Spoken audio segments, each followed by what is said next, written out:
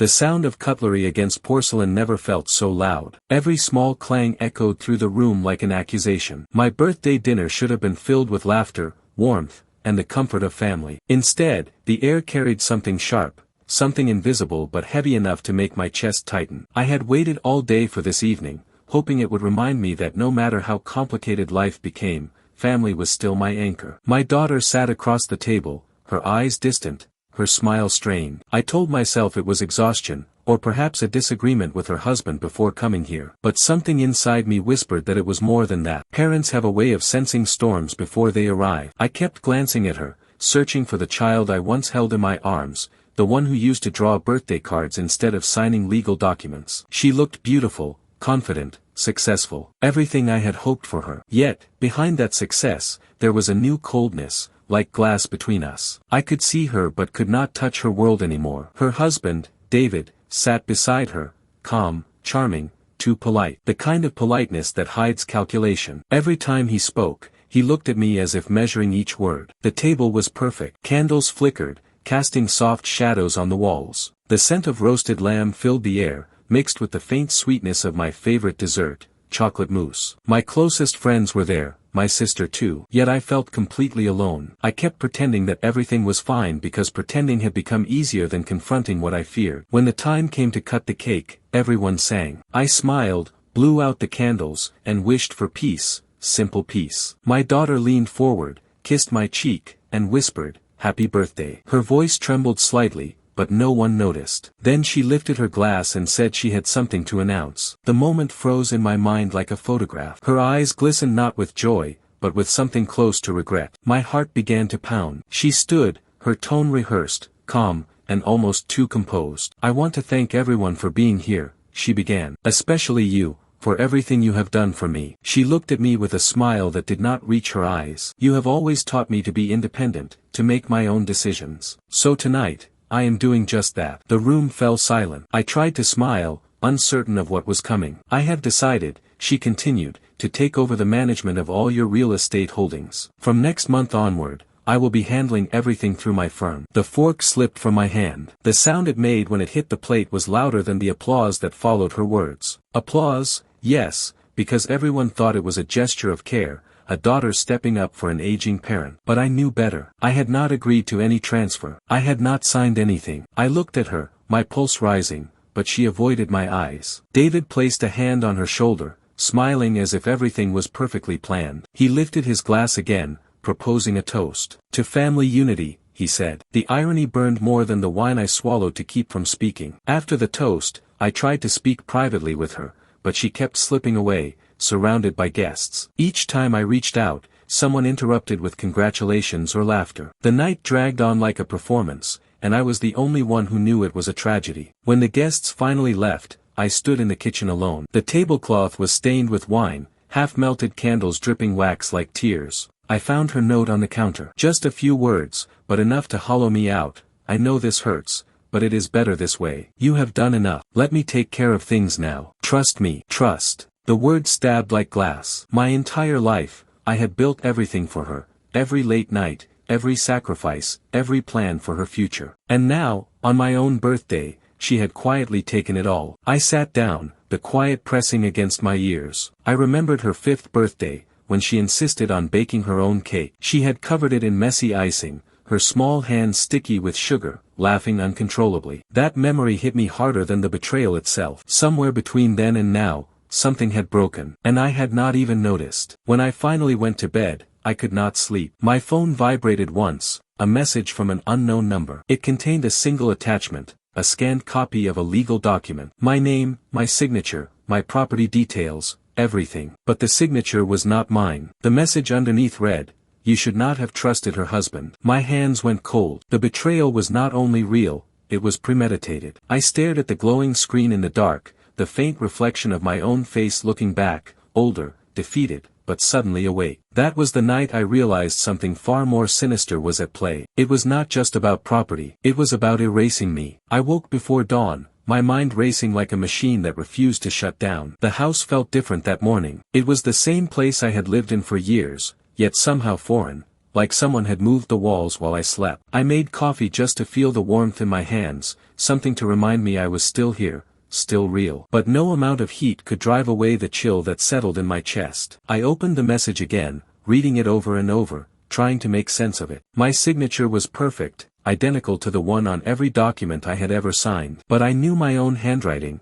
the pressure of the pen, the rhythm of my strokes. That signature was too even, too clean. Whoever did it had practiced. It was not carelessness, it was precision. I thought of calling my daughter, but what would I say? That someone forged my name and used it to transfer everything I owned. She would deny it, or worse, pretend she did not understand. My voice would shake, and she would sound calm, and the balance would tilt further against me. Instead, I went to my study. The drawer where I kept old contracts and property deeds was slightly open. I could have sworn I had closed it the night before. Inside, the folders were rearranged, some facing upside down, some missing altogether. I flipped through them, my heart sinking with every empty plastic sleeve. One file caught my attention. It was labeled, Main Holdings, Confidential. Inside were 3 documents, a notarized statement, a power of attorney, and a transfer authorization letter. Each bore my name. Each carried that same perfect signature. I sat still for a long time, staring at them, my mind refusing to accept what my eyes were seeing. The dates were recent, just 2 weeks ago. I tried to remember where I was that day,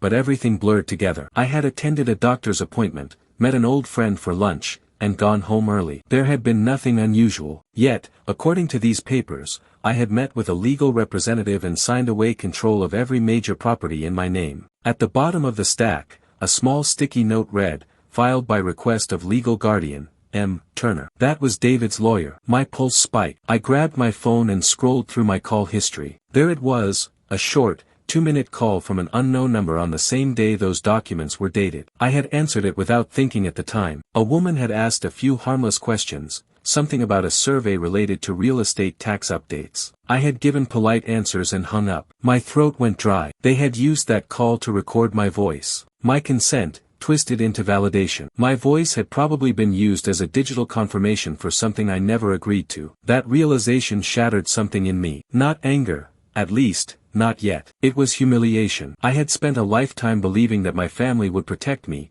not strip me bare while smiling across the dinner table. I drove to the city without breakfast, the papers stuffed into an envelope on the passenger seat. The streets were still quiet, the sky gray and heavy. Every red light felt like a test of patience I no longer had. My lawyer, an old friend named Samuel, opened his office early. The moment he saw my face, he knew this was not a routine visit. I handed him the documents without a word. He scanned them quickly, his brow tightening with each page. Then he looked up. "These are legally binding," he said quietly. "And they were filed 3 days ago." "Filed?" I asked, my voice cracking. "Filed where?" "County registrar." "Which means they have already been processed." I felt the air leave my lungs. He continued, his tone low but steady. "If these are forged, it is serious. But you will need to prove that you did not sign them. It will not be easy. The notary involved has verified your identity, your voice, your signature. That means someone either used a falsified ID or had access to your personal information." My hands trembled. "Can it be undone?" "It can be challenged," he said. "But it will require court proceedings. Evidence, witnesses, handwriting experts. And your daughter," he hesitated, "will have to be named as the beneficiary of fraudulent transfer." The word fraudulent cut through me like ice. He leaned back, studying me. "Are you sure she is involved?" I wanted to say yes, but the words would not come. I still clung to the hope that she was being misled, that her husband was the one pulling the strings. But deep down, a quieter voice whispered, she knew. Samuel told me to keep quiet until he verified the notary's credentials. He warned that confronting them directly might alert whoever orchestrated this. I nodded, though every part of me screamed to march to her office and demand an explanation. When I left his building, the morning had turned brighter, but it felt wrong, like sunlight in a graveyard. I sat in my car, staring at the envelope. My hands itched to tear it apart, to burn the papers and pretend none of this existed. But I could not. Those pages were proof that my trust had been used as a weapon. That afternoon, I returned home to find a delivery envelope wedged in my front gate. No sender name, just my address and the same careful handwriting I had seen on the sticky note. Inside was a printed letter. "You will regret going to a lawyer. Some things are better left buried. Think of your daughter before you act." No signature, no contact information, just that quiet threat. I stood there, the letter shaking in my hands. The warning was clear, stay silent or lose her completely. But as I looked around my empty house, something inside me hardened. They had already taken everything material from me. What else was left to lose? The only sound in the room was the soft hum of the refrigerator, steady and cold, like the silence of betrayal itself. I knew then that this would not end quietly. I did not speak to anyone the next morning. I wanted silence, but my mind gave me noise. The letter lay on the counter like a stain I could not scrub away. I read it again until the words felt carved into me. Think of your daughter before you act. I had raised that child with a steady hand and an open door. I had given her a world to grow in. Now a stranger told me to be quiet for her sake, as if love meant surrender. I called Samuel and told him about the letter. He told me to keep it sealed in a plastic sleeve, to print the message on my phone that had the forged documents attached, to back up everything twice. Practical steps steadied my pulse. I opened an old lockbox and placed the items inside, then hid the box in the most ordinary place I could think of, behind a row of cookbooks that no one touched. By noon I decided to see my daughter in her office. I did not warn her. I wanted to read the truth on her face before rehearsed lines could take root. The receptionist greeted me with a practiced smile and asked me to wait. A glass wall separated the lobby from the main floor, rows of desks, screens, clean lines, a world that looked efficient and distant. I watched my daughter walk out of a conference room with David at her side. She looked startled when she saw me, then recovered. David's smile appeared as if pulled by a wire. She walked over and hugged me. I felt her heartbeat. It did not match the warmth in her voice. She asked about my health, my sleep, my appetite. Small talk like gauze over a wound. I asked if we could speak alone. She led me to a side room with a round table and a single plant that looked too perfect to be real. David followed and took a seat without asking. I placed my phone on the table and opened the scan of the forged transfer letter. I slid it toward her. She went still. Her eyes flicked to David before she answered. She said the documents were part of a planned transition,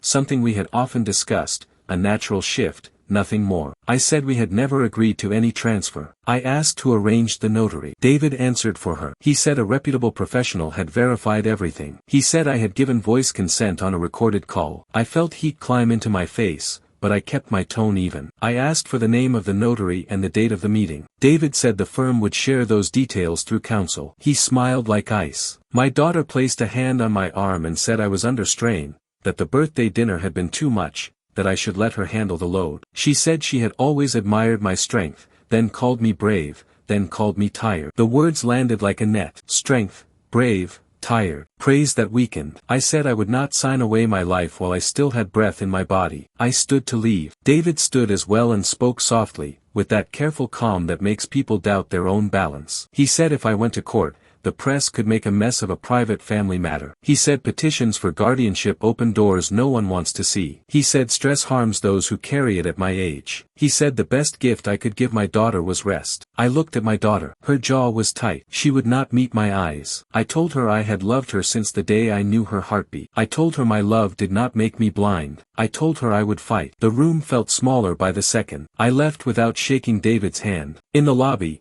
my legs trembled so hard I had to lean on the wall for a moment. I breathed until the shaking passed. Parents learn to do that. We steady ourselves where no one sees. Back in my car, I noticed a black sedan in the mirror that had also been on my street the day before. It pulled out 2 cars after me, then turned when I turned, then drifted away when traffic thickened. I told myself I was being jumpy. I did not stop watching the mirror. At home, I used an old recorder I had kept from a class I once taught and spoke a clean log of events. Dates, names, threats, the forged signature, the letter at the gate, the exchange at the office. I stored that file in 3 places. I sent one to Samuel and asked him to confirm the notary's license and to pull the county filings. He replied with a short note that said he was on it and to avoid direct contact with anyone tied to David for now. In the evening, my sister called. She had heard from a friend that I looked unwell at the dinner. Gossip moves like smoke. You smell it before you see fire. I told her I was sorting out some paperwork and that I would explain soon. She offered to come over. I told her no. I did not want more eyes in my house, not until I knew how deep this went. I could not eat. I walked through rooms I had painted with my own hands years ago. I reached out and touched a doorframe where tiny pencil lines marked my daughter's height each year. The lines stopped at age 13. After that,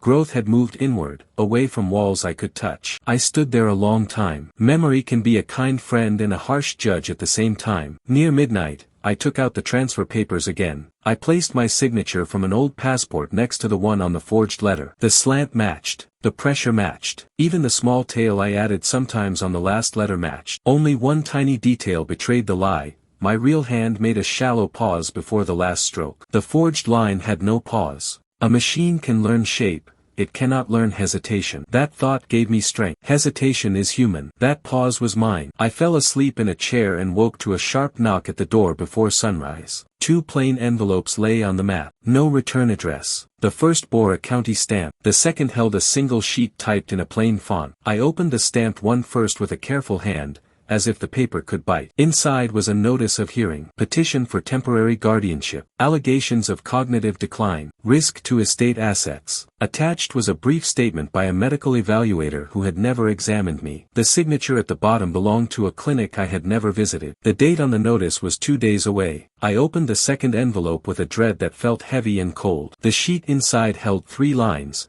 You have 48 hours. Withdraw your challenge. Think of your daughter. I did not sit down. I stood in the doorway and felt a wave of heat pass through me, not from fear, but from a new kind of resolve that starts in the bones. They planned to move fast, to label me unfit, to freeze my accounts, to take the keys to my life while calling it care. If they won that hearing, the next step would be permanent control. My name would mean nothing on any page. I called Samuel at once. He answered on the second ring. I read the notice word for word. He swore under his breath and told me to bring it to him at once. He said we would file an emergency response, demand a real evaluation, and request sanctions for false statements. He told me to check my accounts and my safe deposit box in case someone had moved ahead of us. I logged in while he stayed on the line. 2 accounts showed standard balances. The third, which held rental income, had a new cosign authority flag. My heart slammed against my ribs. I had never granted that flag. The safe deposit record showed a visit logged 3 days ago. I had not gone near that vault in months. I told Samuel. He went silent for a long breath. Then his voice turned hard. He said he would meet me at the bank right now. He told me to bring the envelopes, the transfer papers, the letter, the phone with the scan, and the recorder with the log. I locked the house, stepped onto the porch, and paused. Across the street, the same black sedan idled by the curb. The engine hummed. The driver watched the road, not me, but the message felt plain. I lifted my phone and took a photo. The car pulled away. I drove to the bank with a calm I did not feel. When I reached the underground lot, I parked, checked the mirrors, checked the walkway, and made for the elevator. My reflection in the metal doors looked older than it had a week ago, but the eyes looking back did not look broken. The doors slid open. A man in a gray suit stepped out and brushed my shoulder as he passed. He did not say a word. He left a small folded note in my hand. I opened it inside the empty elevator. 4 words, written in neat ink, stop. She signed everything. Samuel met me at the bank steps. His tie was crooked, his coat unbuttoned, signs that he had rushed. We went straight to the clerk. She confirmed the record. A man had accessed my safe deposit box using an authorization form filed 2 days earlier. She produced a photocopy of the ID used. The photo was mine. The signature beneath it looked perfect. Samuel took one look and said,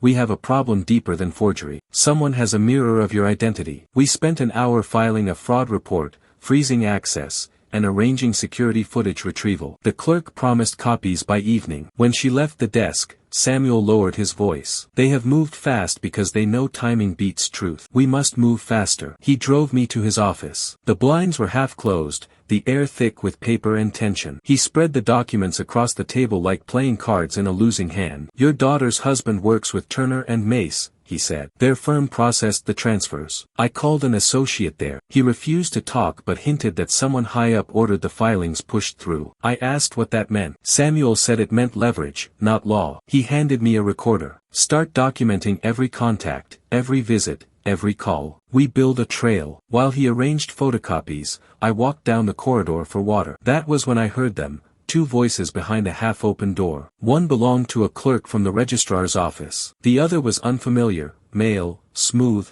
deliberate. "The hearing is already scheduled," the clerk said. The other answered, "Then make sure the evaluation stays sealed until after. If the parent speaks, discredit it as confusion." The words froze me. Confusion. A word meant to erase truth. I stepped closer, holding my breath. The clerk asked, "And the lawyer?" "Handle him later. the man replied. The daughter will testify she fears exploitation. Public sympathy covers everything. My hand trembled, but I kept still until footsteps approached. I ducked into the stairwell, heart hammering. When I returned to Samuel's office, I told him what I heard. He pressed his lips together and said, "We record the pattern. This confirms coordination." He called a contact at the courthouse and requested an early transcript of the guardianship filing. While he spoke, I stared at the framed diploma on his wall, evidence of years spent defending strangers. Now he was my only defense. That night I returned home exhausted but wired. I checked every window latch. The phone rang once, twice, then stopped. No message. I unplugged it. Sleep came in fragments,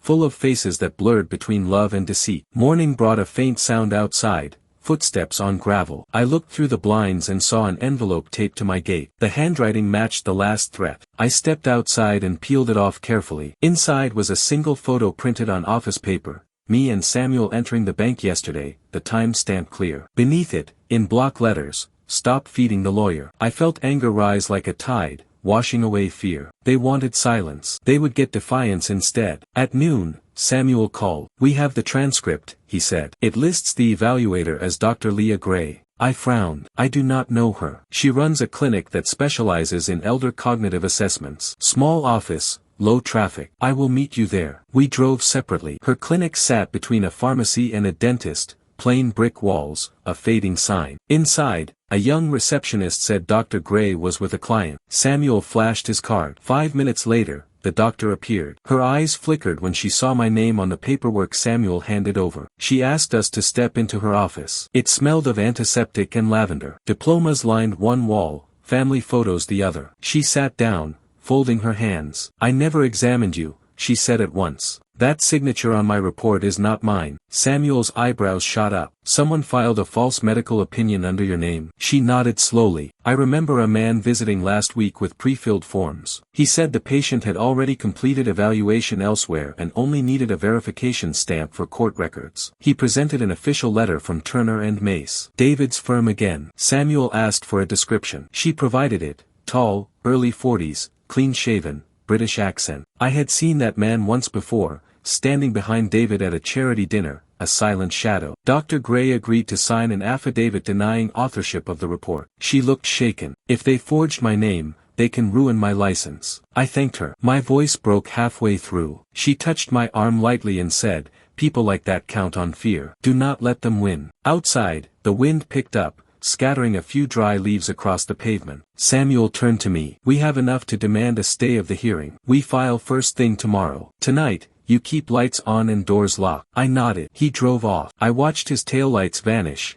then headed home. The black sedan was there again, parked farther down the street. I parked my car and walked straight toward it. The window rolled down an inch. A voice inside said softly, "You are making a mistake." Then the car pulled away. Inside the house, I recorded every detail. Time, words, the smell of the air, the distance from the gate. Precision felt like control. When I finished, I poured a glass of water and looked around the empty room. The photographs on the wall caught the light: birthdays, graduations, holidays, smiles that once felt permanent. My phone buzzed with a new message. No number again. The text read, "If you go to court, she loses everything." I typed back before fear could stop me. "Then she should not have taken mine." No reply came. Only the blinking cursor, a heartbeat in silence. I turned off the phone and stared into the dark window where my reflection hovered, older, thinner, but alive with something new. Not rage, not despair. Purpose. I whispered to the empty house, "You taught her how to fight. Now she will learn who she learned it from." The courthouse steps felt steeper than they were. I carried a folder that held my life in thin sheets: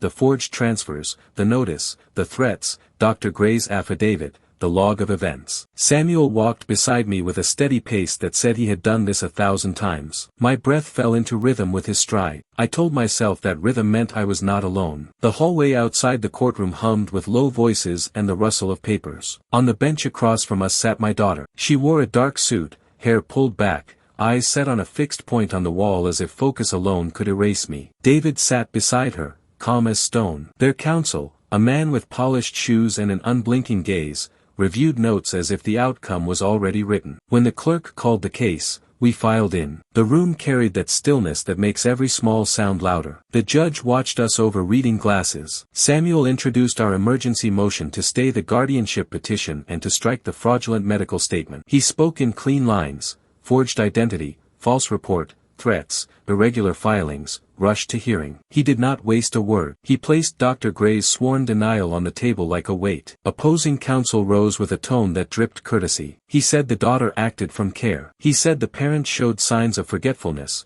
poor judgment, late payments, and a pattern of erratic choices that put assets at risk. He said the spouse had little to do with the paperwork and that the firm only followed instructions verified by voice consent and notarized signatures. He described me as proud and stubborn, frightened by the natural transition of authority that aging demands. The word aging hit me like a shove between the shoulder blades. Samuel handed me a pen to keep in my hand. He knows that a tool steadies a shaking palm. The judge requested foundation on the medical statement. Samuel called Dr. Gray. She walked to the stand with a spine of steel. She stated her name, her license, her practice, and then said the most important line of the morning: she had never examined me, never signed the report, never authorized her name for any filing related to me. She described the man who brought pre-filled forms and the letter from Turner and Mace. Opposing counsel objected to hearsay. The judge allowed the description for context on identity fraud and asked for the letter if it surfaced. Then came the notary. A woman entered with a tidy suit and a clipboard. She swore that she witnessed my signature on the transfer letter. She said I arrived with a folder and provided identification. She said I answered questions about my holdings with clarity. She spoke with the mild certainty of someone who fills in blanks for a living. Samuel leaned on the date. He asked her to recall details from that day: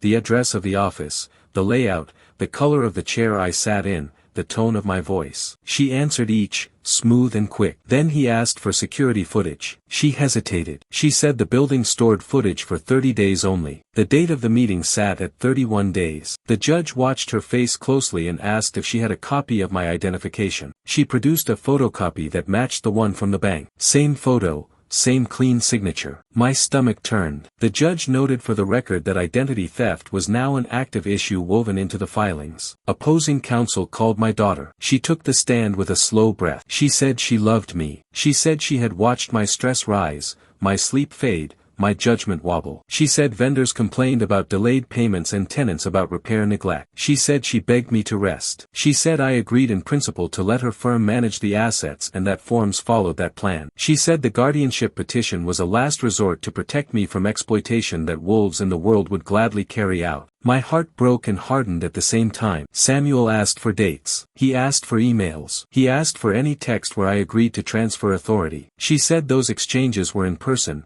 family to family, and that she had avoided writing because she feared public leaks. He led her to the recorded phone consent. She confirmed that I had answered simple verification questions about the holdings. She framed it as routine. She kept her eyes glossy. The room leaned toward her. Then Samuel played the recording from my old device, the log I had made, the threats, the letters, the black sedan, the hearing date set before notice, the bank visit with a cloned ID. He did not embellish. He let the plain record sit like stone on a table. He asked the judge to compare my steady narration with the sudden claim that I was unfit. Opposing counsel produced their audio of voice consent. The clip began with a standard introduction and a series of yes or no answers. It sounded like me. The judge leaned in. Samuel requested a spectral analysis by an expert due to suspected synthesis from prior calls. The judge agreed to a preliminary review and looked at the clock. Time moved like honey when a life hung in the air. The judge turned to me and asked if I wished to speak. I stood, palms open on the table. I spoke with slow care. I talked about the letter that told me to think of my daughter before I acted. I talked about the notice set 2 days from delivery. I talked about Dr. Gray's denial. I talked about my daughter's birthday toast that introduced a false choice between love and obedience. I did not raise my voice. I let stillness fill the gaps. The judge called a recess. In the corridor, opposing counsel approached with a polite smile that did not touch his eyes. He said there was a path that would spare everyone pain: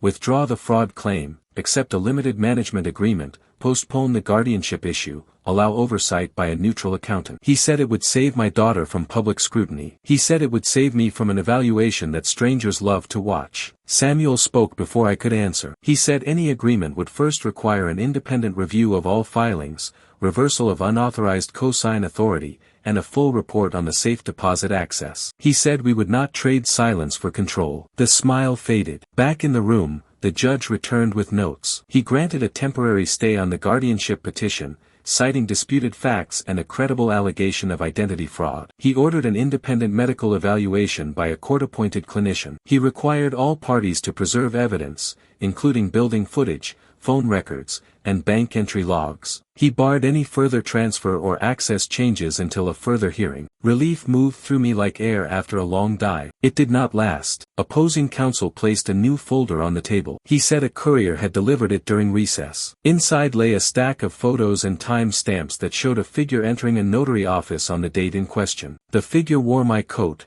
carried my folder, and walked with my gait. The last frame showed a profile that looked like mine from a distance. The judge studied the page and frowned. Samuel asked for the raw file. The judge agreed. As the clerk began to mark the exhibits, a bailiff stepped forward with a small envelope addressed to me. The judge allowed me to open it at counsel table. Inside lay a single key tag from my bank's vault and a handwritten line. "You missed something in box 312. The judge asked what it was. Samuel requested permission for immediate retrieval under court supervision. The judge granted it and scheduled the session for that afternoon, with both sides present. Opposing counsel looked pleased, as if the box held a neat end to my resistance. David's mouth curved at the corner. My daughter stared at the envelope in my hand as if it might burn through the wood. The judge rose. The clerk announced the recess until the vault inspection. We filed out in controlled quiet. In the hallway, a woman I once trusted stepped from the crowd and lowered her voice near my ear. Old friend, steady presence at family events, keeper of recipes and secrets. She whispered 5 words that made the floor tilt beneath me. "You asked me to witness." The word witness rang in my ears long after she walked away. The corridor blurred. For a moment, sound disappeared. All I could hear was my heartbeat, heavy and deliberate,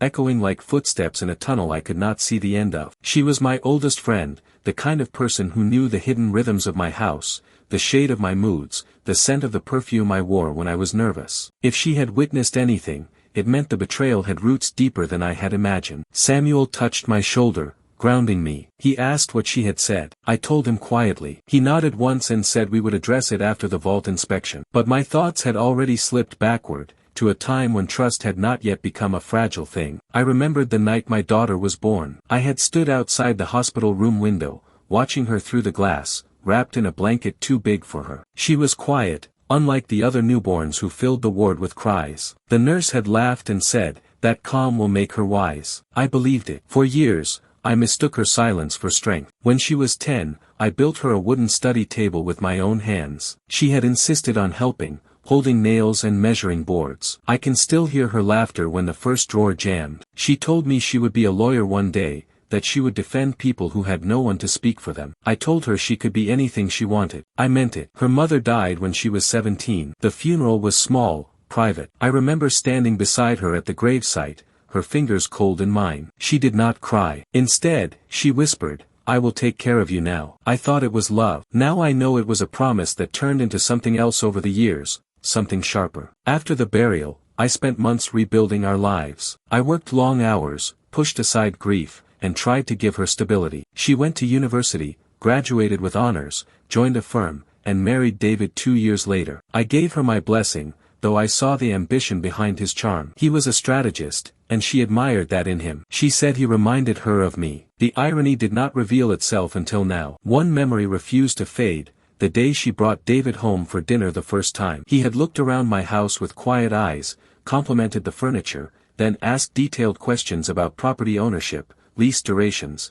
and investments. It struck me as odd at the time, but I dismissed it as youthful curiosity. My daughter had laughed when I mentioned it later, saying, "He just thinks in numbers." Now, those numbers had names, mine. The courtroom noises pulled me back to the present. I stood at the window while Samuel spoke with the bailiff. My reflection in the glass merged with the faint memory of the younger me standing at another window decades ago, looking at a newborn with blind hope. Time folds that way sometimes, cruelly, without warning. I felt the old warmth of fatherhood, or motherhood, whatever name fits this soul, mixing with the sting of betrayal. Love had been the soil where deception grew. I could not tell when the change began, only that it had been slow, patient, disguised as care. Samuel returned. He said the judge had scheduled the vault inspection within the hour. Both legal teams would attend, accompanied by a court clerk. The contents would be recorded, sealed, and logged as evidence. We drove in silence. The courthouse and the bank stood only a few blocks apart, but the journey felt longer than years. I looked out at the city, the streets I once walked with her, the park where she learned to ride a bicycle, the cafe where we celebrated her first case win. Every place was still there, only my place in her world had vanished. At the bank, the security guard recognized me and nodded. The air inside was cold, sterile, indifferent. The vault manager met us with 2 clerks and the opposing counsel already waiting. My daughter and David stood near the back wall. She avoided my gaze again. He did not. The judge's representative unlocked the vault and led us down the corridor lined with numbered boxes. The sound of metal echoed with each step. When we reached box 312, my hands shook, not from fear but from the weight of what might be waiting. The clerk inserted the key, turned it, and opened the small metal door. Inside lay a sealed envelope with my name on it, a USB drive, and a small velvet box. The clerk handed them to the judge's representative, who placed them on the table in the viewing room. Opposing counsel gestured toward me. "You may open them." I reached for the envelope first. Inside was a letter, my handwriting, my signature at the bottom. I read the first line and felt the room tilt. "I hereby authorize my daughter, Sarah, to manage all financial and real estate affairs on my behalf, effective immediately." It was dated 6 months earlier. The ink looked fresh. Samuel read over my shoulder, his jaw tightening. "This is another forgery," he said. David's lawyer smiled. "You may want to check the handwriting before you make that claim." The judge's representative handed the letter to the forensic technician present. He examined it under the light, nodding slowly. Ink and paper age matched the date. Pressure points are consistent with the original hand. My stomach dropped. The room spun again, slower this time. Samuel whispered, "They must have replicated more than your signature. They mimicked your writing entirely." I opened the velvet box next. Inside was my late spouse's wedding ring. I had kept it in a jewelry case at home, untouched for years. Seeing it there, locked away, felt like desecration. David watched my reaction carefully, as if taking mental notes. The USB drive was last. The clerk connected it to a secure terminal. A single video file appeared. It played on the monitor, a recording of me, or someone who looked and sounded exactly like me, sitting at a desk, signing papers. I watched in disbelief. The face, the gestures, the voice, all mine. Samuel leaned forward. "That is deepfake footage," he said flatly, "generated from old video clips and voice samples." The judge's representative paused the video and noted the claim for technical analysis. David's lawyer protested, saying authenticity had already been verified by a digital expert. The clerk logged both statements. I looked at my daughter again. Her lips trembled, but she did not speak. Something inside me broke then, not loudly, not dramatically. It was a quiet fracture, the kind you only feel when everything you built begins to crumble under its own history. I thought of her as a child again, asleep on my chest, trusting that I could keep her safe. The hearing would continue, but in that moment, I realized the real fight had shifted. It was no longer about property or reputation. It was about truth, the kind that leaves no one untouched. As we left the vault, the corridor lights flickered once. Samuel whispered, "They are desperate now." Desperation leaves traces. Outside, the air smelled like rain. I stood under the gray sky, feeling drops gather in my hair, my clothes, my soul. Somewhere behind me, David spoke quietly to my daughter. She did not answer. When the car door closed, Samuel said, "We will bring in digital forensics. They can fake ink, voice, even your face. But not motive. That will be their undoing." I nodded slowly, watching the courthouse tower fade behind raindrops on glass. What they had forged was my likeness. What they could never forge was my memory of love. And love, once wounded, becomes something they should have feared. She stood near the pillar with her bag clutched to her chest, the way she did when she carried secrets. Old friend, family through choice. She did not hug me. She looked at the floor and said she had signed a witness line months ago at my request. The words slid into me like a thin blade. I asked when. She named a date that matched the letter in the vault. She said I had called her, said I needed a favor, said it was a routine update. She remembered the office, the pen, the stapler with a chipped corner. Details that made her story feel solid. I told her I had never made that call. She went pale and said my number had appeared on her phone. She showed me the old log. My number sat there like a fingerprint. Samuel asked her for any message or follow-up. She said a man from Turner and Mace had thanked her later and sent a courier with a box of chocolates. She thought it was courtesy. She looked at me as if asking for forgiveness before I had the strength to give it. Then she said the line that crushed the air in my chest, The man had told her she had saved me from myself. We moved away from the crowd. Samuel took her statement and promised to protect her from retaliation. She kept apologizing, each sorry smaller than the last. I had no room for anger left for her. The system had used her kindness as a lever. I asked if she had noticed anything odd in the office. She remembered a wall clock that ticked too loud and a printer that kept spitting out the same page. The printer jammed, the man swore softly, then changed the cartridge. That detail hit Samuel like a spark. New cartridge meant traceable serials. If we could get the printer log, we could track the job that produced my forged forms. We returned to court for the afternoon session. My daughter kept her gaze fixed on the judge's bench. David whispered in her ear once, then again. The clerk called the matter for evidentiary scheduling. Samuel requested subpoenas for Turner and Mace printer logs, courier logs, visitor logs, and internal emails for the 2 weeks around the supposed signing. Opposing counsel objected, said it was a fishing trip, said the request aimed to burden a respectable firm. Samuel replied that forgery hides inside machines and calendars, not poetry. The judge granted narrow subpoenas on technical logs,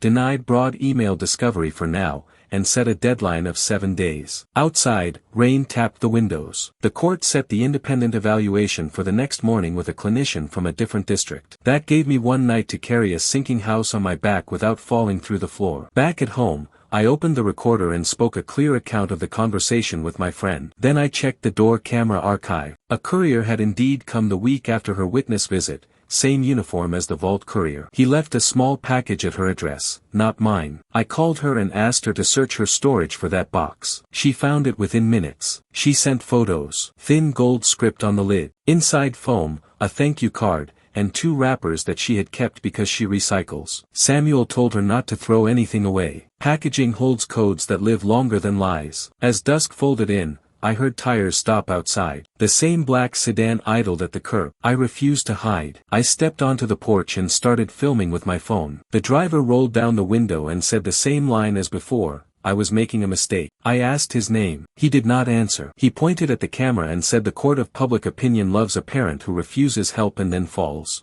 I asked who paid him to say that. He smiled and drove off. I kept filming until his taillights vanished. Inside, my phone buzzed with a message from an unknown number. A short audio clip played. It captured my voice thanking my friend for witnessing the forms and promising dinner next week. The tone, the pauses, the small laugh at the end. If I had not lived inside my own skin, I would have believed it. I sent the clip to Samuel. He responded with one sentence, save the file, copy it twice, touch nothing else. The doorbell rang. I looked through the peephole and saw the neighbor from across the street, a quiet man who tended roses. He held a small package and said it was placed on my step by mistake. I thanked him and brought it inside. The label had no return address. I opened it over a tray. Inside sat a single digital recorder and a sticky note that read, Play track 3. My hand shook as I pressed the button. A conversation filled the room. My daughter's voice asked David how long this would take. David said the path depended on my resistance and that guardianship would be a clean end if I continued to fight. He told her to trust the process and to stay away from written messages. She asked about me with a crack in her voice. He told her guilt serves no purpose when a plan is already moving. I sat very still. That crack in her voice mattered. It did not absolve her. It told me her heart had not died completely. That made the pain worse and the resolve sharper. I called Samuel on speaker and played track 3. He told me to stop after a minute. He said possession of a device like that could become a trap if chain of custody looked messy. He said he would collect it with a clerk in the morning and file a motion to admit pending analysis. He told me to store it in a sealed bag and to note the time. Then the second blow came. My account alert ping. A wire attempt had failed due to the court's freeze, but the request history now showed a new login from a device in my daughter's office network. I stared at the screen until the numbers blurred. Samuel told me to screenshot every detail. He called the bank's counsel and looped them in on the freeze order and the criminal referral. I poured water and could not drink it. My hands would not obey. I placed the glass down and walked to the wall with the pencil marks of my child's height. I placed my hand flat against the old paint. I told the empty room that I would not lose twice. Not the assets and then the soul of the bond that built them. Near midnight, the old friend called again. Her voice trembled. She said someone had knocked at her door and left a new envelope. Inside sat a photocopy of her driver's license with a red stamp,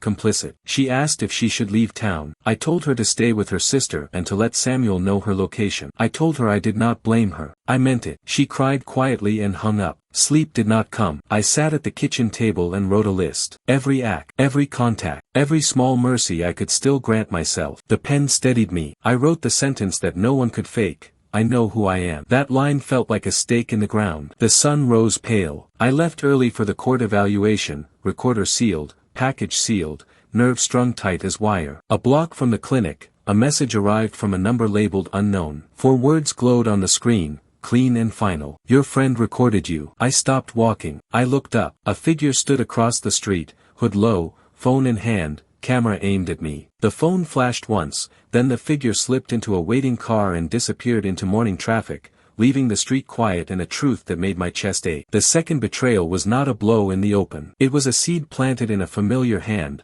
watered by fear, and harvested by a stranger who understood how love can be bent into a signature. I kept moving toward the clinic door, each step a vow spoken without sound. I would not yield. I would not let the story end with a stamp that said unfit. Inside the lobby, the receptionist asked my name and offered a clipboard. My pen hovered over the line. Through the glass, in the reflection of the hallway, I saw my daughter round the corner with David at her shoulder, eyes red, face set. She did not see me yet. I saw the smallest tremor in her fingers before she folded them tight. I signed the clipboard with a hand that no one else could copy and waited for the door to open. The clinic lobby smelled faintly of disinfectant and rain-soaked coats. I could hear my heartbeat again, not loud, but steady, a drum reminding me that I was still present in this body they were trying to erase. My daughter sat across the room with David. She twisted a tissue in her hand until it tore. He whispered something that made her shoulders stiffen. The clinician arrived, clipboard under her arm, polite smile ready. She led me into a quiet room with white walls and no clock. She said the evaluation would last an hour. She asked about orientation, date, year, current president, details of daily routines. I answered clearly, evenly. Each question felt like a test of existence. Every correct response another line of defense. Halfway through, she asked if I knew why I was being evaluated. I told her I was accused of forgetting who I was. She did not flinch. She wrote something down, then looked at me. You seem aware. I said awareness had become my only weapon. When the evaluation ended, she escorted me back to the lobby. My daughter stood as I entered, her lips trembling. She started to speak, but David's hand landed on her wrist. She sat down again. I turned to leave, but she whispered my name. The sound cracked something inside me. I looked back once. Her eyes begged for forgiveness her words would not dare to ask for. Outside, the sky was gray, heavy with the promise of another storm. Samuel called as I reached the car. He had news. The device, the recorder you found, has metadata. The file was saved 3 days before the vault inspection. Whoever planted it wanted you to find it. I asked if the recording was genuine. He hesitated. It is genuine audio, but the timestamps are off by seconds. I think it was spliced. He explained that parts of the conversation between my daughter and David matched real surveillance from their firm's office. Someone had edited it, added lines, rearranged phrases. Enough to plant suspicion but not enough to hold as solid evidence yet. Someone is trying to manipulate both of you, he said. Both. The word hit hard. It meant the enemy wanted chaos, not truth. If both sides doubted each other, the case would collapse under emotion. I drove to Samuel's office. The city moved around me like a machine, cars, signals, people chasing their own small certainties. I envied them. At every intersection, I caught glimpses of families in cars, parents and children talking, arguing, laughing. Ordinary life. Once I had that too. When I arrived, Samuel had already called a forensic technician. They were analyzing the file on a separate system. The technician, a young man with tired eyes, played the recording through a waveform display. See this line here, he said. Background noise changes at the 22-second mark. The pitch of the ventilation hum shifts. That means an edit. So it was staged. I asked. He nodded. Partly real, partly engineered. Whoever did this had access to original material, likely internal recordings. Samuel's voice was low. That points back to Turner and Mace. Or someone with clearance. The technician continued, the voice labeled as your daughter's is clean, unaltered. She said those words, but the responses she was given were rearranged. The realization cut deeper than any courtroom argument. They had twisted fragments of her voice to create guilt that did not belong to her. Samuel rubbed his temples. This changes strategy. We can show manipulation, but we must also protect her from the damage. If she realizes what they did, she might break on the stand. I stared at the waveform again, those colored peaks and valleys that now represented my family's collapse. They used my voice to steal my life, I said. Now they use hers to kill what's left of it. Samuel nodded. Then we will make the truth louder. He handed me a small file. This is the affidavit from Dr. Gray, notarized and sealed. She is willing to testify in person. The judge will see the difference between fraud and care. Before leaving, I asked him what would happen next. The court will reconvene tomorrow for preliminary findings, he said. And we will play the unedited audio, the real version. That night, I sat alone in the living room. The house was quiet. The rain outside had grown heavier, a steady rhythm against the windows. I played an old home video on the television, my daughter at 6 years old, standing on a chair, singing off-key while I clapped and laughed behind the camera. The laughter felt like a ghost in the room. A knock interrupted the silence. I opened the door to find a courier in a gray uniform. He handed me a sealed envelope and asked for a signature. His badge read Miller. I signed carefully, watching his eyes. He looked nervous. When he turned to leave, I asked who sent it. He said he did not know, just a private legal dispatch. Inside the envelope was a flash drive labeled Truth. No sender, no markings. I hesitated, then connected it to an offline laptop. 2 files appeared, raw_audio_complete.wave and note.txt. The note read, "They are not the enemy. Look at the background at 34 seconds. I opened the audio file and listened. It was the same conversation between my daughter and David, but uncut. At 34 seconds, faint but clear, I heard a third voice in the background. A man, calm, confident, giving instructions. Keep your tone steady, he said. Say she agreed to the transfer in person. Repeat it if needed. The voice was familiar. It took me a moment to place it. Then I remembered, the smooth male voice from the registrar's corridor weeks ago. The one who said, handle him later. I sat back, chills running through me. Samuel had been right. Someone above them both, someone unseen, was pulling the strings. I copied the file onto 2 drives and locked one in the drawer. Then I called Samuel and told him what I had found. He asked me not to bring it to court yet. We will authenticate it first, he said. If we introduce it too early, they will bury it in procedure. I agreed, but unease lingered. Someone had delivered that flash drive directly to my door. Someone who wanted the truth revealed, but why now? As I was about to shut the laptop, an alert popped up on the screen, an incoming video call request from an unknown address. I froze. Then curiosity won. I accepted. The image loaded slowly. The screen showed a dimly lit room. A man in a suit sat in shadow, face half hidden. His voice matched the one from the recording. You should stop fighting,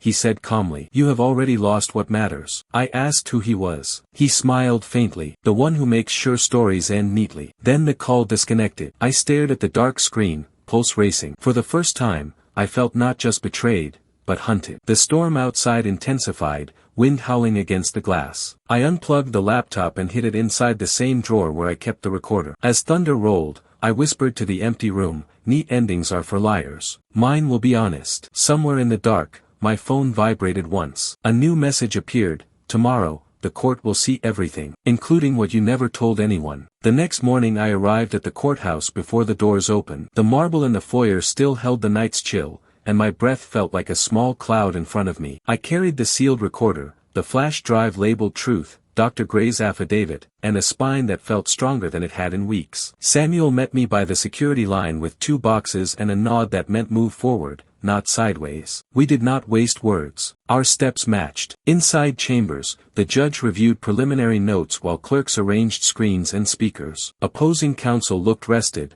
polished as ever. David sat behind him with a still face. My daughter chose the end of the bench, hands folded so tightly the knuckles blanched. She looked smaller today, as if the suit had grown around her. I wanted to look away. I did not. Samuel opened with the chain of custody on the recorder we had turned over at dawn with a court clerk present. He laid out timestamps, the route from my porch to evidence lockup, and the technician's audit that flagged splices in the earlier clip. He asked permission to play the uncut file from the flash drive only after the court verified its origin on a clean machine. The judge agreed. A technician set up a terminal on the evidence cart and loaded the file. The waveform filled the screen like a map of a storm. At 34 seconds, the third voice entered, calm and instructive. Keep your tone steady. Say she agreed to the transfer in person. Repeat it if needed. The room tightened around that voice as if the walls had leaned in to listen. My daughter stared at the table. David did not move. Opposing counsel rose and objected to authenticity. The judge overruled for the purpose of preliminary review pending forensic confirmation and set a narrow scope for questions. Samuel asked my daughter to identify her own voice. Her lips trembled. She nodded. He asked if she had been coached in any conversation regarding my consent. She hesitated,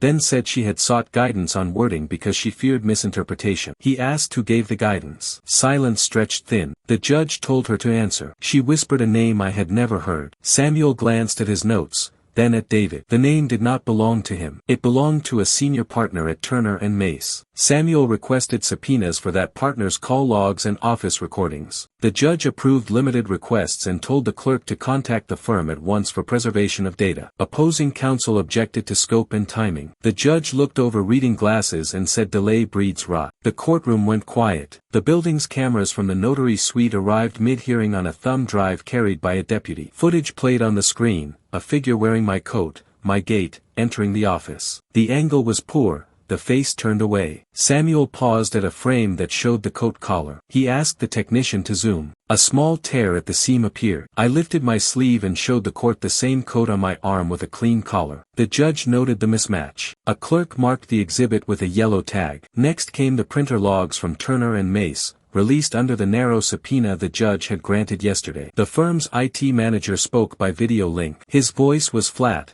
clipped. He read out job numbers and serial codes from the week of the supposed signing. Samuel asked about a cartridge change on the exact hour my friend described. The manager confirmed a swap and an internal test page that printed sample signatures for calibration. He started to say more, then stopped, eyes darting off-screen. Samuel asked if someone was in the room with him. He answered that he was alone and asked to proceed with counsel present. The judge told him to continue. He read a second log that listed a document named Estate Transition Letter V6.pdf queued from a workstation tagged with a partner code. The courtroom absorbed that line like a drop of ink in water. Opposing counsel tried to move the discussion to guardianship concerns again. The judge cut him off and asked for that file. The manager said it was deleted. Samuel requested the recycle logs. The manager said those logs were purged every 7 days by policy. The judge's face did not change, but the air did. Samuel called Dr. Gray. She walked through her sworn denial again, and this time added something new. The man who brought her the pre-filled forms wore a lapel pin with the firm's initials etched in black. She had thought it stylish then. Now it made her hands shake. The judge asked for a description. She gave height,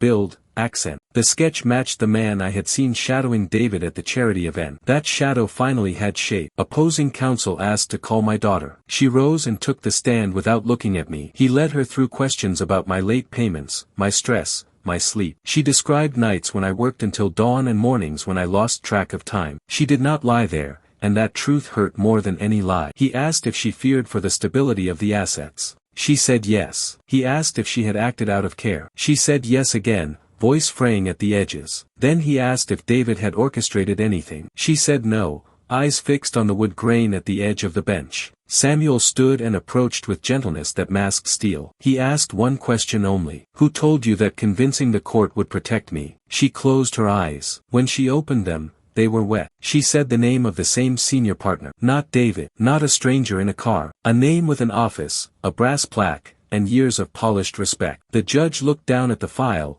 then at opposing counsel, then at my daughter. The clerk noted a recess to coordinate forensic analysis of the audio and to arrange for the partner's presence under subpoena. The gavel tapped once. We filed out into the corridor that had held so many whispers already. Halfway to the lobby, a bailiff hurried toward us. He said a package had arrived for the court during the morning session with a note that it was time-sensitive. The judge wanted both parties present to open it. We turned back. The bailiff set the small box on counsel table. The label read, Box 312 Recovered Materials, and carried the bank's logo. My stomach dropped. The judge opened the seal with a letter knife and lifted out a small camera shaped like a pen, a storage card, and a typed sheet. The sheet said the following items had been found wedged behind a hinge inside my vault box during maintenance. The card went into the reader. A single video file appeared. The screen showed a close shot of a desk, the angle low, almost from a pocket. Papers entered the frame, and a hand with a pale scar near the thumb signed a page. The signature matched mine. The face never showed. Then a second hand slipped into the frame and rotated the paper. That hand wore a ring with a square onyx. Samuel's eyes narrowed. He whispered that the senior partner wore that ring at every event photo he had ever seen. Opposing counsel objected to chain of custody again. The judge told him to save it for the evidentiary hearing. He turned to the bailiff and ordered the partner to appear that afternoon. The clerk dialed the firm. No answer. The judge sent the deputy. We waited. While we waited, my daughter stood a few feet away, shaking. I moved a step closer but did not touch her. She whispered without turning her head. I am sorry. I told her that sorry was a door, not a conclusion. I said there was still a way to stand on truth and walk out of this with a spine. Her shoulders shook once. David did not speak. The deputy returned with news that the partner was not in his office, not answering calls,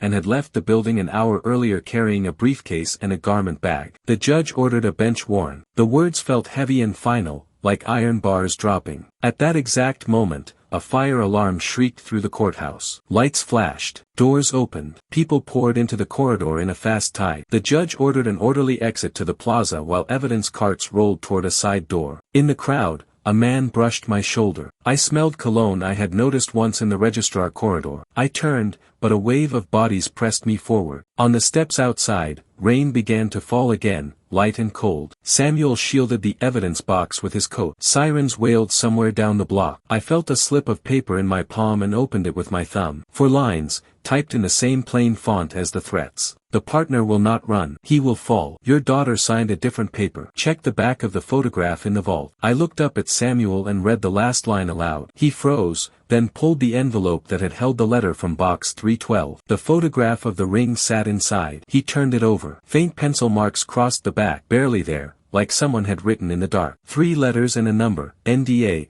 14. Samuel's face changed. He said a short phrase that carried more force than a shout. Mutual gag with coercion clause. He looked at me. My chest tightened. A different paper. Not a transfer. A non-disclosure. Pressure sealed with a signature made under fear. The alarms kept screaming. The crowd pushed and pulled. My phone buzzed with a single message from an unknown number. Your daughter did not betray you. She protected you from a story you never told. The next morning began with silence so thick it felt deliberate, as though the whole city held its breath. Clouds hovered low over the courthouse dome. When I arrived, Samuel was already inside, his coat damp from rain. He motioned for me to sit. The partner has been found, he said. They pulled him off the highway near the state line at dawn. He laid a photo on the table, a briefcase opened, papers half soaked, a gun in a sealed bag beside them. The partner was alive but quiet. He had asked for immunity before speaking. The judge had granted temporary protective custody until he testified. The hearing resumed at 10. Opposing counsel looked pale, worn at the edges. David sat alone now,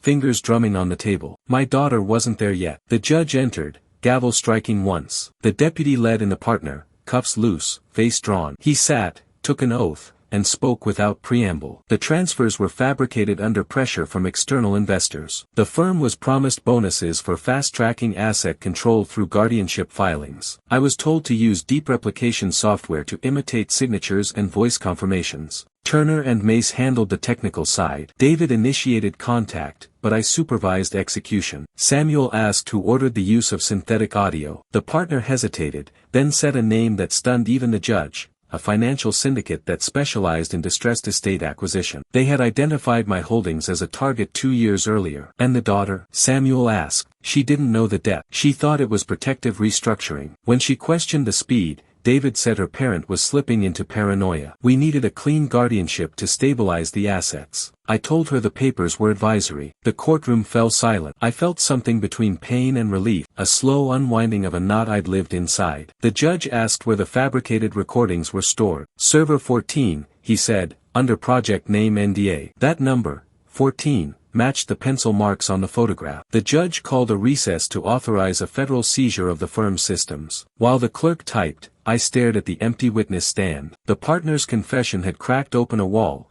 but it left debris everywhere. My daughter's absence burned like an unanswered question. During the break, Samuel received a call. He turned away to answer, then looked back at me. She's outside, he said. She wants to speak privately. We stepped into the hallway. She stood near the vending machine, eyes red, mascara faint on her cheek. She said, I never meant for it to reach this. Her voice shook the way it used to when she was little and caught lying about something small, cookies, homework, curfews. I asked her what she had signed. Her hands trembled as she pulled out a folded sheet from her purse. They told me it was an NDA, she said. That if I didn't sign, they'd reveal things about our family finances, about loans after Mom died, about how you hid the medical bills so the insurance wouldn't cancel coverage. They said it could ruin you. I took the paper. The language was dense: non-disclosure, indemnity, liability assumption. Her signature near the bottom. Mine, forged, beside it. She whispered, "I thought I was protecting you. I didn't know it gave them rights to act as if you delegated power." I looked at her, truly looked. She was the same child who once held nails while I built her desk, the same woman who toasted me on my birthday with trembling hands. All the layers of betrayal and manipulation collapsed into one terrible truth. She had tried to save me and lost herself in the attempt. She said, "David convinced me this would stop you from being dragged into bankruptcy. He said investors were circling. He said you'd thank me." I asked where David was. She said he disappeared after the partner's arrest. His phone off, his office cleared. Samuel joined us and told her the court might call her next. She nodded and walked back into the room with us, shoulders squared in a way that reminded me of her mother. When the session resumed, the partner had been moved to a secure room. The judge reviewed an interim report from the seizure team, multiple forged templates recovered, including mine, my friend's witness file, and the doctor's signature scans. Each was stored under the tag client NDA 14. The judge looked up. "This court recognizes preliminary fraud sufficient to invalidate all contested documents. Guardianship petition is vacated. Estate transfers are null pending verification." I should have felt triumphant. Instead I felt hollow, like a soldier hearing silence after endless gunfire. Then my daughter rose. "Your Honor," she said, "I need to testify." The judge allowed it. She stood at the witness stand, voice fragile but steady. "I was manipulated. I thought I was helping. I was told my parent was vulnerable, that oversight was kindness. I ignored my instincts because fear spoke louder. I see now that fear has a voice for sale." The judge asked if she had proof of coercion. She produced the NDA. Samuel submitted it as Exhibit H. The judge read it, then sighed. "This document binds silence through threat. It does not protect. It enslaves." Opposing counsel tried to object, but even his own tone faltered. My daughter turned toward me. "I am sorry," she said aloud, clear enough that the room heard. "I let them convince me love meant control. I see now that love without trust becomes cruelty." Tears came, quiet but unstoppable. For weeks I had imagined this moment as rage or vindication. Instead, it was mercy, raw and complicated. The judge recessed for the day to draft a formal ruling and referred the case for criminal investigation into the firm. The gavel struck once more. Outside,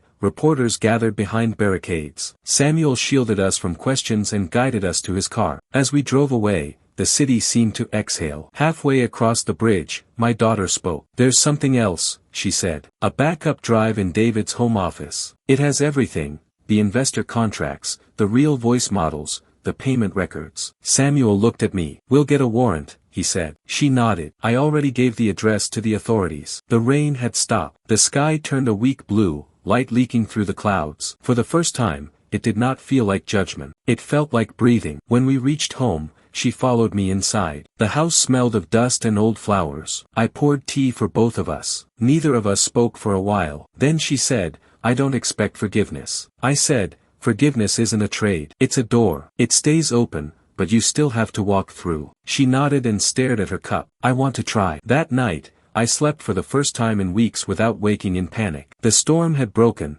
but the wreckage remained. Somewhere, David was running. Somewhere, the investors waited to see if their scheme had failed. And somewhere inside me, something fragile began to mend. Before dawn, a message arrived on my phone: "No number, just text. He will reach for her before he falls." I stared at it for a long time, then deleted it. Some threats do not deserve a place in the morning. The courtroom felt colder than the weather outside. The clerk arranged fresh water on the tables as if thirst were the problem. Samuel whispered that the seizure team had copied the servers through the night. He looked tired and ready at the same time. I squeezed the pen he had given me days ago and watched the door. My daughter sat 2 rows behind me with folded hands and a steady gaze. She caught my eye for a second and did not look away. The judge entered, calm as a winter lake. Papers stacked in front of him. He spoke in short lines that left no space for spin. The guardianship petition was void. The medical report was false. All transfers tied to the forged files were set aside. A special master would watch the accounts while the criminal case moved forward. He referred the matter to the state bar and the district attorney. Each sentence landed like a stamp. Opposing counsel stood and tried to say my stress and late payments still raised concern. The judge cut him off and read a note from the independent clinician who saw me yesterday. Oriented, clear, no signs of cognitive decline. The judge looked over his glasses and said the court would not be used as a net for people who fish in other people's lives. He told counsel to sit. Relief did not rush me. It crept, cautious, like light through blinds. I kept my face still. I had learned that stillness wins more than loud joy. The senior partner came in with deputies at his back. No cuffs this time,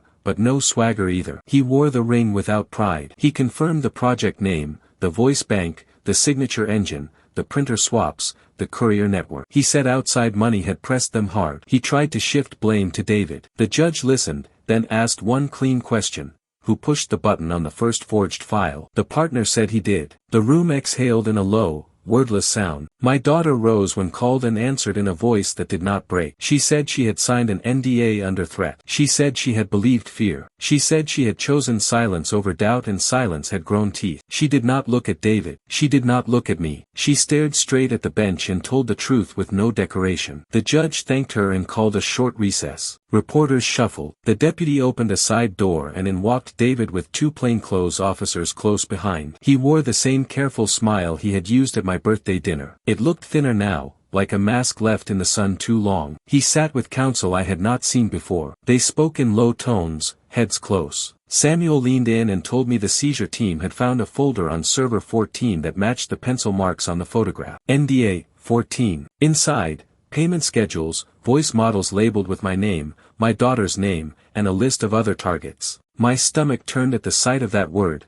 targets. I asked how many. He said more than a dozen. I wrote the number in my log as if that could give those strangers a witness. When the judge returned, he moved through the orders without pause. He read the findings on identity theft. He barred the firm from contact with my family. He froze the accounts of the shell companies that funneled money from the transfers. He signed a warrant for a search of David's home office. He set a date for a restitution hearing and put the special master in place with clear rules. Then he looked at me and said something I did not expect. You documented what others thought you would forget. That record saved you. I felt heat sting my eyes and blinked it away. Opposing counsel stood and pushed a last try. He said my daughter had been part of the plan because she had spoken words on the edited tape. Samuel asked to play the complete clip again. The judge nodded. At 34 seconds, the third voice gave instructions. The judge stopped the file and asked David to identify that voice. David said he could not hear it clearly. The judge had the technician raise the level. The words filled the room like smoke. Keep your tone steady. Say she agreed in person. Repeat it. The partner on the stand nodded once and said the name of the consultant who trained the staff to coach witnesses. A new name joined the list for subpoenas. Then the turn I had been warned about arrived with the weight of a thrown stone. David asked to speak. He said he never meant harm. He said the investors were the real engine. He said he would cooperate. The judge told him to save that for the other court. David looked past the bench and searched the seats until he found my daughter. He opened his hands like a prayer and said he had done this for them,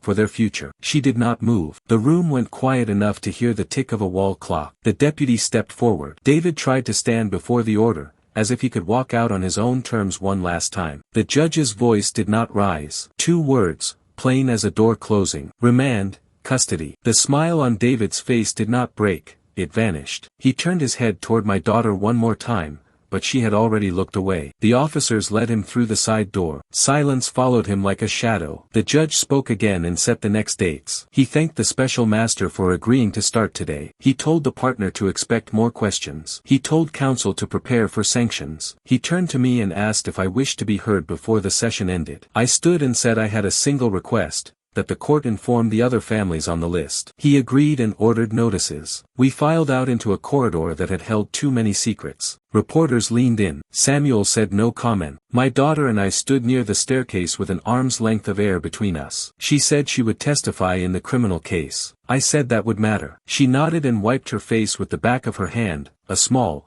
childlike motion that cut through the armor I had grown. Outside, the air had the clean smell that comes after rain. Samuel went to meet the agents at David's house. I waited near the steps for my daughter to join me. We walked side by side without touching, the way people walk when they are learning to be careful with each other again. At home, the rooms felt less hostile. I set out 2 cups. We did not drink. We went through the list of things that had to be done: new locks, new passwords, calls to tenants, calls to vendors, a meeting with the special master. She took notes, and I watched her hands steady as she wrote. When she finished, she slid the notebook to me. The last line on the page read, "I will make this right." Samuel called near dusk. The team had found the backup drive: contracts, models, ledgers, courier routes, payout splits. A second list of names. He said the agents would move on those leads tonight. He also said one file carried a code that matched the small note I had received during the fire alarm. The code pointed to a separate vault across town rented under a shell tied to the firm. He would join the agents there. He asked me to stay home and rest. I said I would try. After we hung up,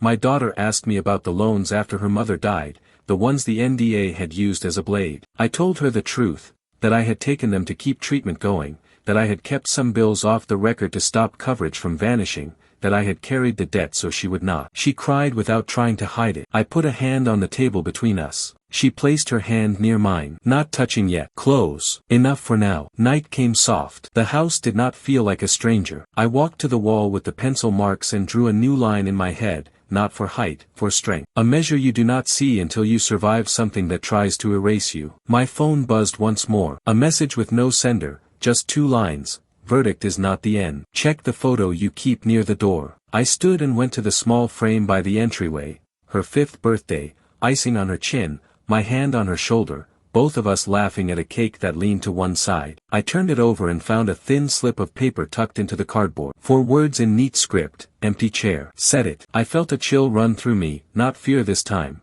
something closer to a summons. A reminder of the dinner I had not been able to finish, the one that started this storm. The case had named facts, punished acts, set guards around accounts. It had not yet reached the quiet space where love and loss meet without an audience. I set another plate on the table that night and sat with the thought of an empty chair and a full heart. Tomorrow would bring sentences and headlines and warrants. Tonight I needed to hold the part of me they could not copy, the will to keep the door open. Morning light spilled across the kitchen table, the same table where the birthday dinner had begun. The house felt both familiar and new, as if it had been rebuilt in silence overnight. The marks of the storm remained: boxes of legal papers, folders stacked in neat towers, and a few dishes still out from the night before, but the air was different. It no longer felt occupied by ghosts. My daughter came down the stairs slowly, the sound of her steps uneven, as if each one carried memory. She poured herself coffee without speaking. We sat opposite each other, quiet, not from distance but from understanding. Samuel called. The search of the secondary vault was complete. Inside, the agents had found not just documents and drives but a ledger of payments to officials, false medical records, and a set of passports with my photo under different names. The same tool used to forge my identity had been used to create others. Dozens of parents, business owners, retirees, each marked as an opportunity. "They're building a full indictment," he said. "You started something larger than your own case." I told him I hadn't started anything. I had just refused to stop. He said that was the difference. After the call, my daughter asked what would happen next. I told her that justice is a process, not a moment. That truth takes its time to finish speaking. She nodded and looked out the window, eyes wet but calm. "I never imagined," she said, "that love could be used as proof of weakness." I said, "They bet on that. They always do." She asked if I hated her. The question hurt more than any verdict. I told her hate requires energy I no longer had. That what I felt was heavier and older than hate. It was sorrow mixed with hope, the kind that keeps you from locking the door forever. We cleaned the table together. She reached for the photo near the entryway and paused when she turned it over. "Empty chair," she said softly. "Said it." I nodded. Tonight, that evening, we cooked together. Not for celebration, not for closure, just for peace. The smell of onions filled the house. Music played softly from the old speaker, the same playlist her mother used to hum to. At dusk, Samuel arrived. He had come straight from the courthouse with news: the partner had pleaded guilty. David had confessed under pressure, naming every investor. The accounts were frozen, the properties safe. "You're free," Samuel said. "On paper, at least." He handed me a copy of the final judgment. My name restored, my signature acknowledged. It looked clean, precise, but to me, It read like a scar healed over, smooth but never the same. My daughter brought out the plates. We set 3 this time, one for me, one for her, and one empty, at the head of the table. The chair where her mother used to sit, the one left vacant at every meal since she passed. We sat, the 3 of us, 2 bodies and a memory. The air carried warmth instead of tension. My daughter whispered, "Maybe it's strange, but this feels like the first real dinner we've had in years." I said, "Strange things are often the most honest." She smiled faintly. Then she reached into her pocket and placed something on the table,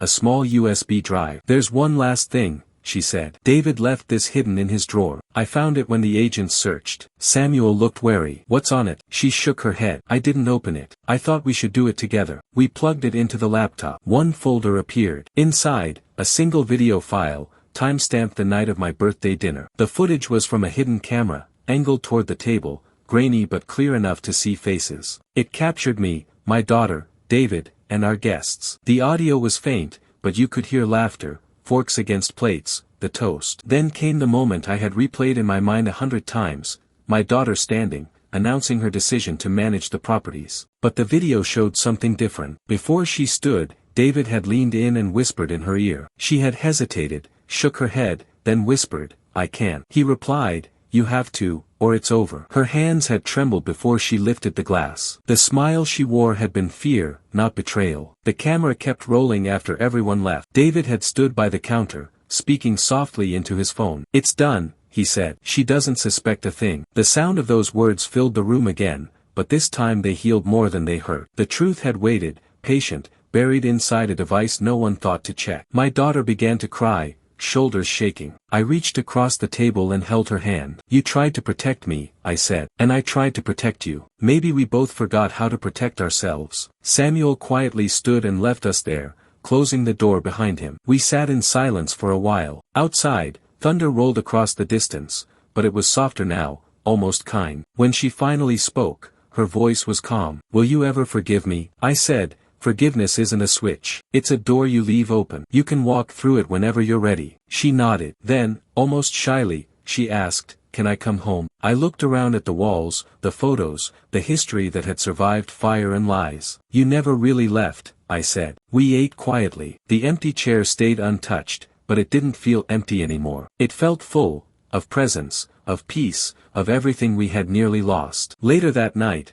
after she went to bed, I sat alone at the table. I thought about what the judge had said. "You documented what others thought you would forget." He was right. But memory had done more than save me, it had rebuilt me. The rain started again, steady and soft. I opened the window and let the air in. Somewhere out there, news anchors were telling the story of the case, calling it the birthday fraud. They'd never understand what it really was, a story of trust bent, but not broken. I looked at the photo on the wall one last time. The child covered in icing, the hand on her shoulder, both of us laughing at imperfection. I whispered, "You grew up, and so did I." Before turning off the lights, I sent a message to Samuel, "Dinner ended. Story not over. Thank you." Then I walked to the door, looked at the empty chair once more, and said softly, "I said it." The wind carried the words away, and for the first time, the house felt completely at peace.